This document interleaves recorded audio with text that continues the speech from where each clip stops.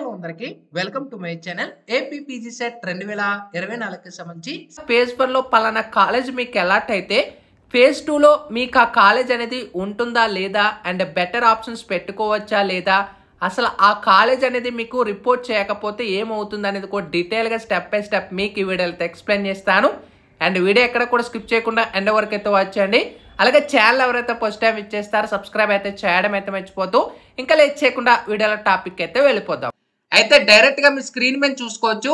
ఎవరైతే ఫేజ్ 1 లో web options లో మీకు సీట్ వచ్చిందో ఫేజ్ 2 కి వెళ్ళొచ్చా లేదనేది డైరెక్ట్ గా ఇప్పుడైతే మన పాయింట్లు అయితే డిస్కస్ చేద్దాం.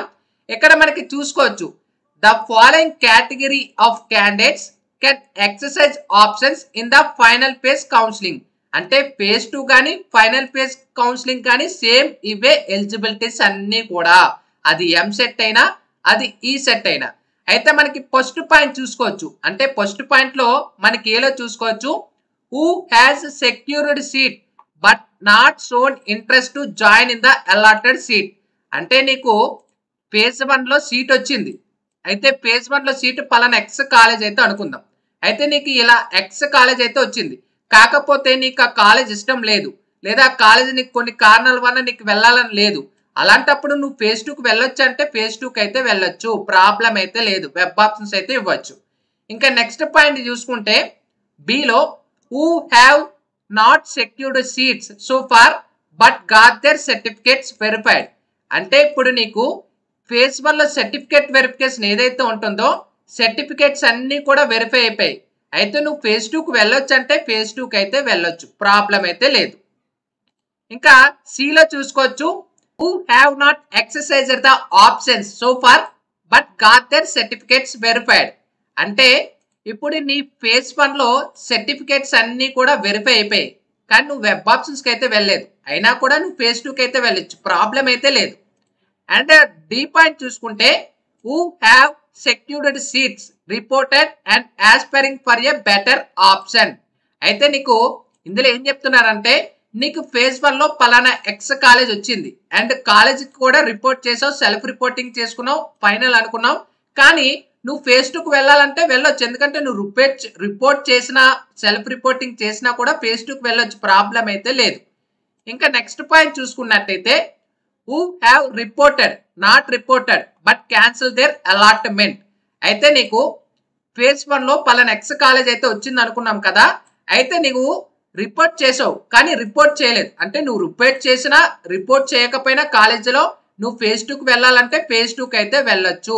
అయితే స్టూడెంట్స్కి ఒక మేజర్ డౌట్ అయితే ఉంటుంది, బ్రదర్ మేము ఫేజ్ 1 లో ఒక సీట్ అయితే పెట్టుకున్నాం, ఆ సీట్ పలానా ఎక్స్ కాలేజ్ అయితే మాకు వచ్చింది, ఓకే పలానా ఎక్స్ కాలేజ్ అయితే పలానా కాలేజ్ అనుకుందాం. అయితే నువ్వు ఫేజ్ 2 అయితే పెట్టుకోవాలనుకుంటున్నావు, అంటే వెబ్ ఆప్షన్స్ ఇస్తావు కదా, వెబ్ ఆప్షన్స్ లో first option, second preference, third preference, fourth preference, ఇలా కొన్ని యూనివర్సిటీలు కానీ ఇచ్చుకుంటావు కదా, అంటే అటోనమస్ కాలేజీలు కానీ టాప్ కాలేజెస్ కానీ ఇచ్చుకున్నప్పుడు నీకు ఫేజ్ 1 లో సీట్ వచ్చిందని అయితే అనుకున్నాం కదా, అయితే నువ్వు ఫేజ్ 2కి వెళ్ళావు అంటే బెటర్ ఆప్షన్కి అయితే వెళ్ళావు.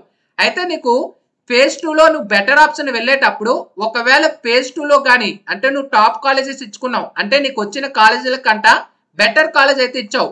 అయితే నీకు ఫేజ్ 2 లో పలానా ఏదైతే నువ్వు ప్రిఫరెన్సెస్ పెట్టావో, first preference, third preference, second preference ఏదైతే పెట్టావో అందులో నీకు ఎలాంటి సీటు కూడా రాలేదు, అంటే నాట్ అలాటెడ్, అంటే నీకు ఏ కాలేజీలో సీట్ రాలేదు. అయితే నీకు ఫేజ్ 1 లో వచ్చిన ఎక్స్ కాలేజ్ ఏదైతే అనుకున్నాం సీట్ ఉంటుందా అంటే కాలేజ్ అయితే ఉంటుంది, ప్రాబ్లం అయితే లేదు, ఓకేనా. కాకపోతే ఫేజ్ 1 లో మీరు సీట్ అనేది కాలేజీకి రిపోర్ట్ చేస్తే పక్కాగా అయితే ఉంటుంది, ఓకేనా. అయితే బ్రదర్ మనకి ఫేజ్ 1 లో ఎక్స్ కాలేజ్ వచ్చింది అనుకున్నాం, అయితే ఫేజ్ 2 ఆప్షన్స్ కి వెళ్ళాం అనుకున్నాం కదా, అంటే first option, second option, third option, fourth option అనుకున్నాం కదా. అయితే నీకు నువ్వు పెట్టిన బెటర్ ఆప్షన్స్ ఏదైతే వెబ్ ఆప్షన్స్ ఇచ్చావో ఫేజ్ 2 లో నీకు అందులో కాలేజెస్ అయితే అలాట్ అయిపోయింది, అంటే పలానా వై కాలేజ్ అయితే అలాట్ అయిపోయింది. అయితే నీకు ఆల్రెడీ ఫేజ్ 1 లో పలానా ఎక్స్ కాలేజ్ అయితే వచ్చింది, అయితే ఆ కాలేజ్ ఉంటుందంటే ఉండదు, ఎందుకంటే నీకు ఫేజ్ 2 లో కాలేజ్ పెట్టుకున్నావు కదా వెబ్ ఆప్షన్స్ అని, అయితే ఆ కాలేజీలో నీకు వై కాలేజ్ సీట్ వచ్చేసింది కదా, పలానా వై కాలేజ్ అనుకున్నాం కదా, ఆ సీట్ వచ్చినప్పుడు నీకు 2 సీట్లు ఉండవు. నీకు ఫేజ్ 1 లో ఏదైతే సీట్ వచ్చిందో ఆ సీట్ నీకు క్యాన్సిల్ అయితే అయిపోతుంది. అయితే ఫేజ్ 2 ఏదైతే వచ్చిందో అది నీకు ఫైనల్ అయితే అవుతుంది. ఆ కాలేజీకి అయితే నువ్వు అగైన్ రిపోర్ట్ చేయాలి, అగైన్ సబ్మిట్ చేయాలి, ఇంకా అది నీకు ఫైనల్ అయితే అవుతుంది. అగైన్ ఫేజ్ 1 ఉండదు. ఒకవేళ నీకు ఫేజ్ 2లో కానీ సీట్ రాకపోతే, అంటే ఎక్స్ కాలేజ్ అంటే ముందే డిస్కస్ చేసాం కదా, ఫేజ్ 2లో సీట్ రాకపోతే నీకు ఫేజ్ 1లో సీట్ ఉంటుంది, ఎక్కడికి పోదు. ఓకేనా, ప్రాబ్లం అయితే లేదు. ఇంకా నెక్స్ట్ పాయింట్ చూసుకుంటే who have attended for certificate verification as per the above schedule. అయితే నువ్వు సర్టిఫికేట్ వెరిఫికేషన్ అంతా కూడా అయిపోయింది, నీకు సర్టిఫికేట్ వెరిఫికేషన్ అంతా కూడా అయిపోయింది, కానీ నువ్వు ఫేజ్ 1లో వెబ్ ఆప్షన్స్ అయితే ఇవ్వలేదు.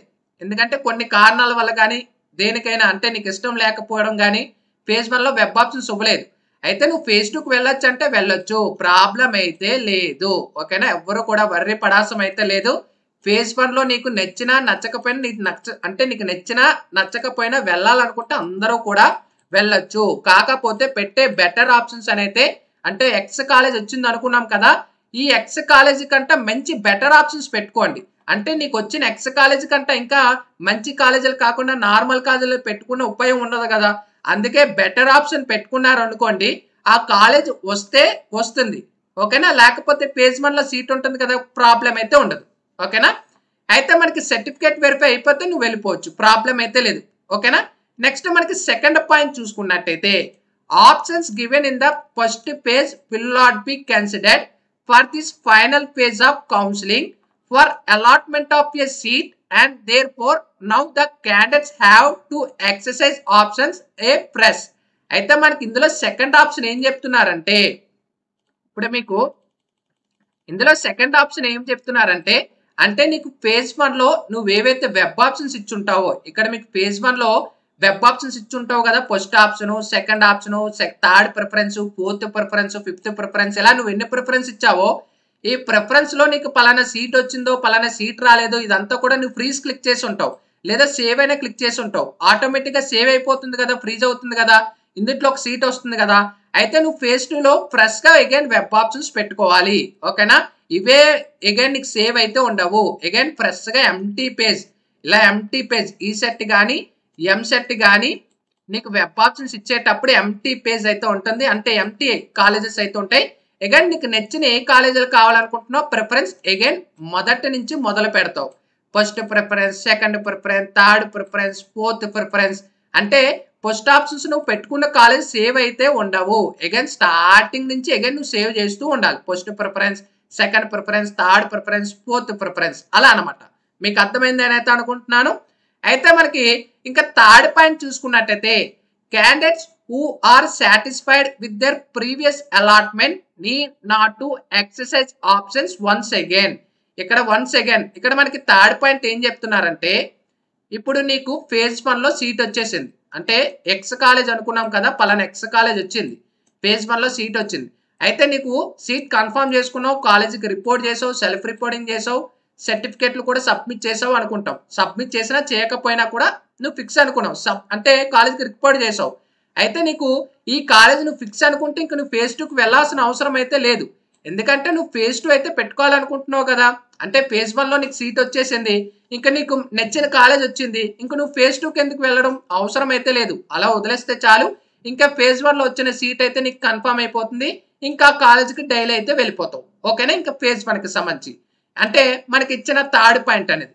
ఇంకా కింద చూసుకుంటే they shall not that if they exercise options now and seat is allotted as per the new options exercised in the final phase, the vacated seat will be allotted to next meritorious candidates since they will have no claim on the previous allotment. ఈ point ఇందాకే discuss చేసుకున్నాం, అంటే పలానా X college వచ్చింది, నీకు already college వచ్చేసింది, కాకపోతే better option వేరే college first preference, second preference, third preference పెట్టుకున్నావు. అయితే ముందు డిస్కస్ చేసింది, అంటే వెనకాల డిస్కస్ చేసింది అగైన్ మనకి స్టెప్ అనమాట. అయితే ఇందులో నీకు పలానా కాలేజ్ వచ్చిందని చెప్పుకున్నాం కదా, పలానా వై కాలేజ్ వచ్చిందని చెప్పుకున్నాం కదా.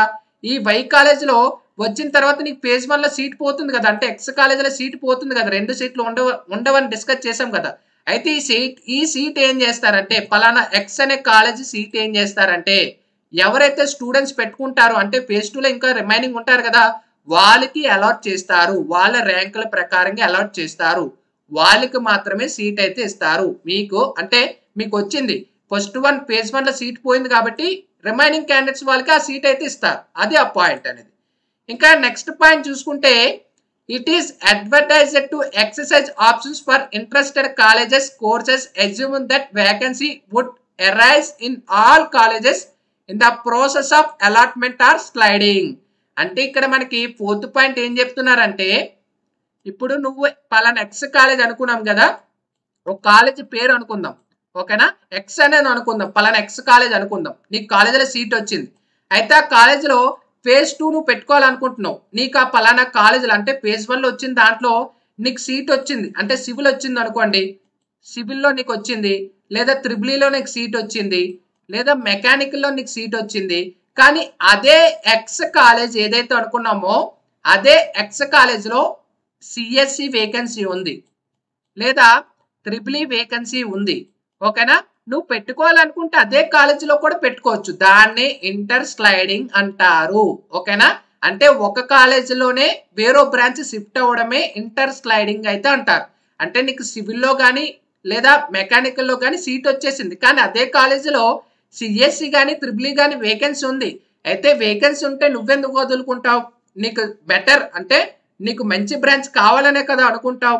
అప్పుడు నువ్వు ఏదైతే అనుకుంటున్నావు, సిఎస్సి కానీ త్రిబులీ ఏదైతే అనుకుంటున్నావు ఆ కాలేజీ పెట్టుకుంటే వేకెన్సీ ప్రకారంగా పెట్టుకోవచ్చు. అయితే నీకు మార్కుల ప్రకారంగా అయితే ఇస్తారు, ఓకేనా. అంటే పెట్టుకోవాలంటే పెట్టుకోవచ్చు. కాకపోతే ఏదైనా కూడా first preference, second preference, third preference ఎందుకు ఇస్తామంటే ఇవన్నీ కూడా నీ ర్యాంకుల ప్రకారంగా చెక్ చేస్తారు. అప్పుడే వాళ్ళు మీకు అలాట్ చేస్తారు, ఓకేనా. సో ఇది డీటెయిల్ గా phase 1కి సంబంధించి, phase 2కి సంబంధించి ఎలిజిబిలిటీకి సంబంధించి, అంటే phase 2కి సంబంధించి ఎలిజిబిలిటీలు అనేవి. సో స్టూడెంట్స్ అందరికీ కూడా పెర్ఫెక్ట్ గా ఐడియా వచ్చిందని అయితే అనుకుంటున్నాను. ఎవరు కూడా కన్ఫ్యూజ్ పడొద్దు. phase 2 అనేది అందరూ కూడా ఎలిజిబిలిటీ. phase 1లో నీకు సీట్ ఓకే అనుకుంటే phase 2కి అయితే ఇంకెళ్ళాల్సిన అవసరం అయితే లేదు. ఇది మనకి డీటెయిల్ గా వెబ్ ఆప్షన్స్ కి సంబంధించి, phase 2కి సంబంధించి ఎలిజిబిలిటీస్ అనేవి. ఇంకా మీకు ఏమైనా డౌట్స్ ఉంటే కూడా కామెంట్ సెక్షన్ లో తెలియచేయచ్చు. సపరేట్ వీడియో అనేది కూడా అందిస్తాను. Sign up bye friends. Thank you.